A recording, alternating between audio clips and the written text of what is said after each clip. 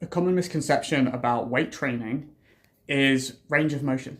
Loads of people think that, oh, this certain range of motion is the right one, or this one's too dangerous, or whatever it is, right? It's some extreme, this is the way a movement should be performed. And they think that you shouldn't push through the ranges of motions that you find uncomfortable. And if you're doing it with weights for the first time, I entirely agree. But if you're not, think again.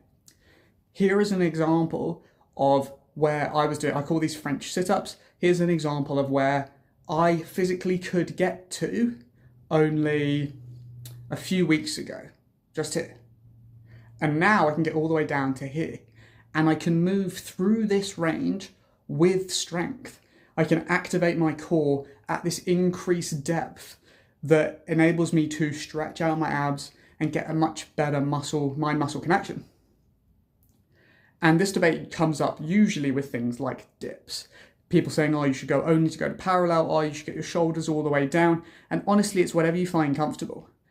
But if you have limited range of motion in these movements, drop the weight and start building back up and being comfortable in a range you currently find uncomfortable. This will drastically help you with longevity, flexibility, and range of motion in your day-to-day life going forward. And that's really the reason any of us are training. Yeah, we want to get jacked. Don't get me wrong, it's good and fun.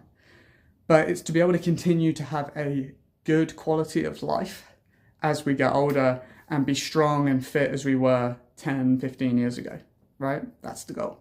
So if this is you, limiting your ranges of motion because you feel unsafe, drop the weight and work yourself through those ranges to build up durability and strength in that range, because I promise it will make such a benefit to you going forwards. And this applies to business as well. If you have a fixed range of motion that your business can handle, you don't throw all of your current expertise, skill and speed at something you haven't tested before, right? You run a split test at a reduced capacity to find something that works, and you build up capacity in this new section before scaling it out. It's the same in business as it is in the gym. So let's go out and get massive. All right, guys, have a great day. Peace.